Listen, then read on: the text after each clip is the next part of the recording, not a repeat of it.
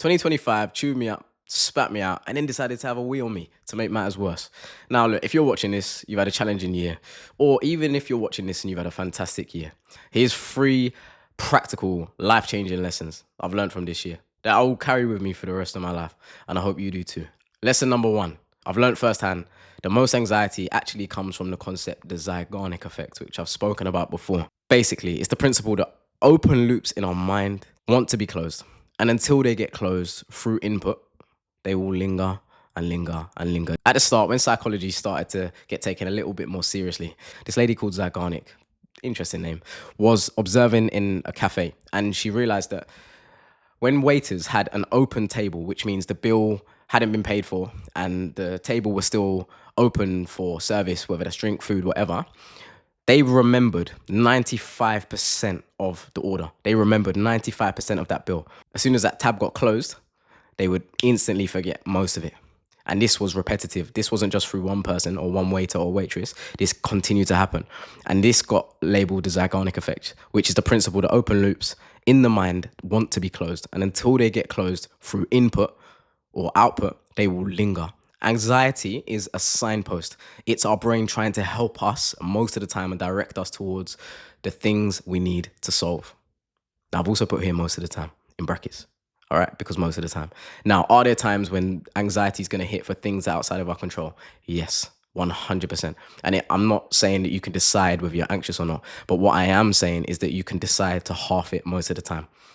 Most of the time, it's a signpost. What needs to be done? Did I send that gratitude text?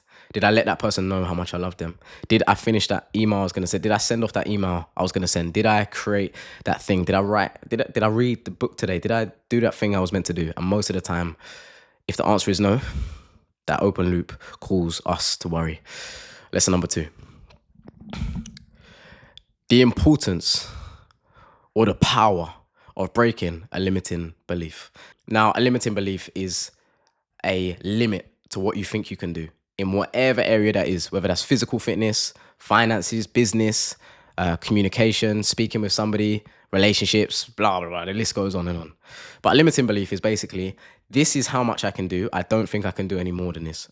Our brains are wired to survive. Our spirit is wired to thrive. And limiting beliefs are created in the mind. Not from us, but they're given to us by our environment. It's that whole nature versus nurture thing. Either way, you get the same answer. We have limiting beliefs. But I've learned the power of breaking a limiting belief. In the summer, I ran 3 times more than I'd ever run before in my attempt to run a marathon with no training. Keyword here is attempt. I'll tell you what happened in a minute. This day, I saw what my body is actually capable of. And any less than this was literally my mind playing tricks on me.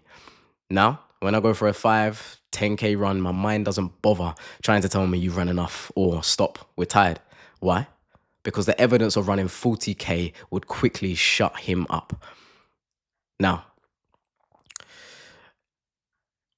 the lesson here is the connect between evidence and breaking limiting beliefs. And once you have broken one, the beautiful thing about breaking a limiting belief is that it's broken. It's broken. It's done. You ain't got to do it again, again, and again. But there is a limiting belief right now in our minds. And we have loads. I still have some. You have some. We all have some. However, what happens is when we start to gather a bit of evidence towards what breaking one limiting belief, we start to think, what other ones have I got that I can break today? And then we break them. And then we break them. But there's always limiting beliefs. But it's about pushing that limit from here to here. And suddenly you get to the point where the roof's taken off and you've got no limits on what you can do. As I said, for me, running a marathon was obscene. A far distance. And don't get me wrong, I want to speak about the word attempt. I attempted and I ran 40K and actually collapsed about 5 minutes from my house. But I collapsed with a smile on my face. Reason being is because I had seen firsthand my actual capacity, my actual limit. Not what my mind told me. Previously, I'd run 5 or 10K, and by the time I get to the 4th or by the time I got to the 9th K, my mind would be like, oh, stop. And you may know this, when you're running or you're doing something, your mind would be like, stop. You've done enough. Oh, we're tired. Now, on that 40K run, I've experienced that loads of times. But there was moments where I transcended it, which basically means when you just go above what your mind says and you're like, shut up, and you just keep going.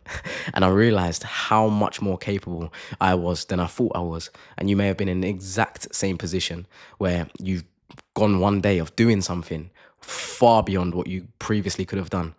And now your life's completely changed.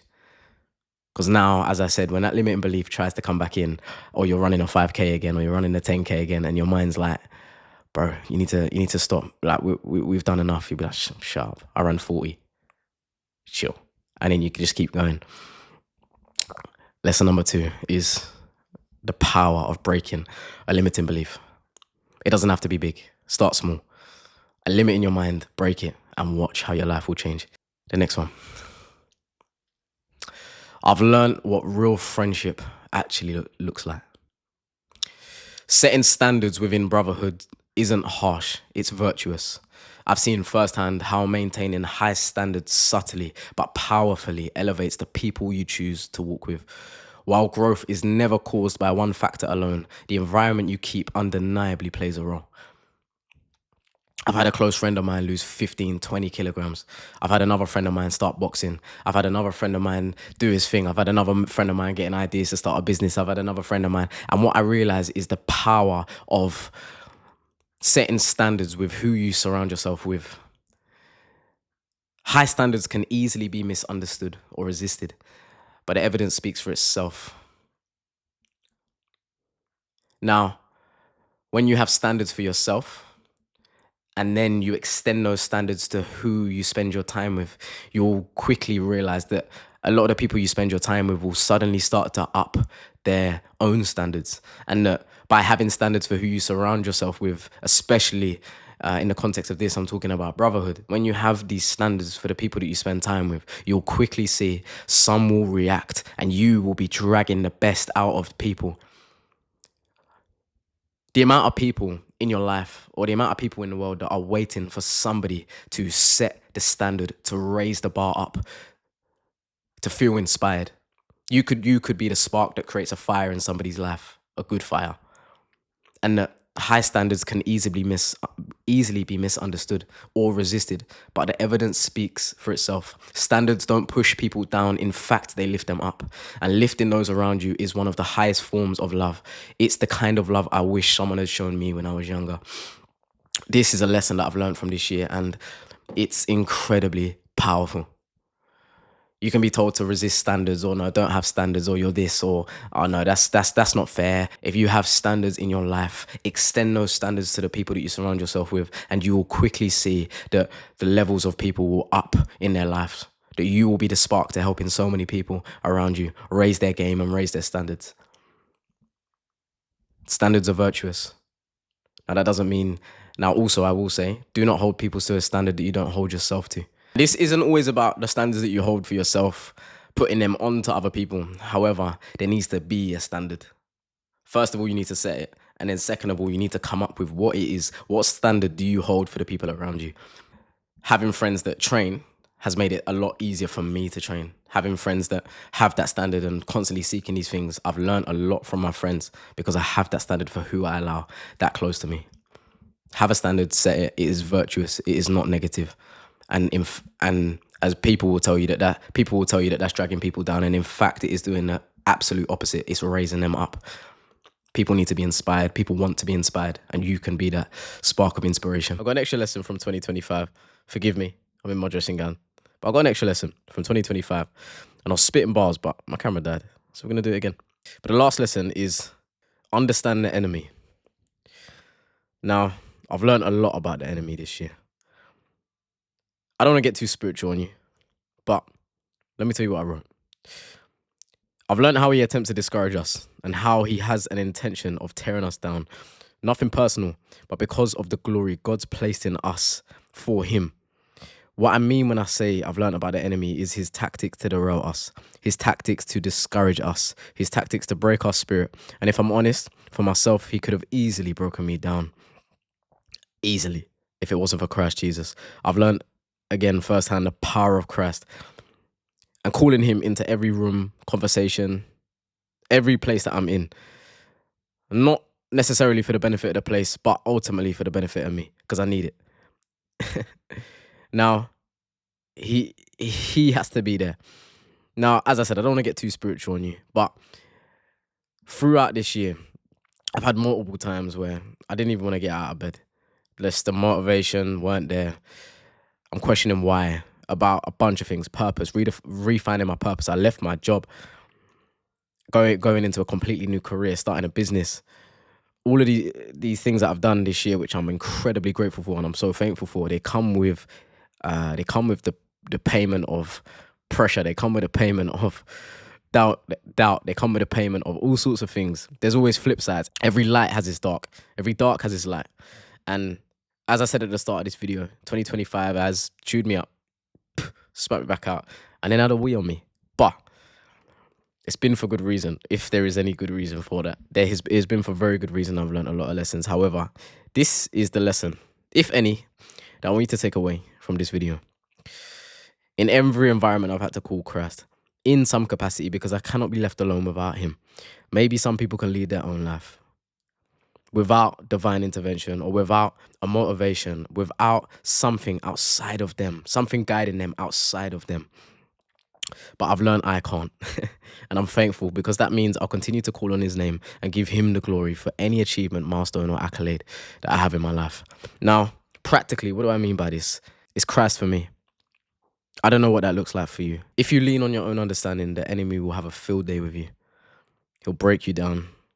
He'll tear you apart. He'll make you think that you're doing the right things. He'll point you in your own direction. He'll get you to lead your own life. He'll get you to go through years of doing something and trying to achieve things so that people validate you just for you to get there and realize that you didn't even want it and that he had been puppeteering you the whole time. Now, when I say I call on Christ, I say I call on Christ because I have to call on someone. I have to call on him outside of myself. We have to call on somebody outside of ourselves. We have to have a reason outside of ourselves. I've learned this year that realistically, how many times have we let ourselves down? How many times have you tried to go on that diet and within 2 weeks you're in the cupboard eating cookies? Or you've tried to speak to that person and grow a relationship, but every time that you're unconscious and subconscious and all these biases start coming into your relationships and causing problems and your trauma starts to get in the way. Ultimately, the trauma is the enemy. The enemy is trauma. We can go into deep stuff here, but I'm in a dressing gown. Ultimately, my point is that if your motivation, if your reason why is yourself, then the enemy is going to have a field day with you. And when I say enemy, I speak about the biblical enemy. The Ephesians says that we do not wrestle with blood or flesh or blood, but we wrestle with principalities and dark powers of the evil spiritual realm. And that sounds just like a super spiritual sentence. But ultimately, I say all of this to say that if you try to lead your own life or if you try to have your own motivations, they'll probably lead you astray and you'll probably run out of fuel. Yeah. These are the lessons from this year.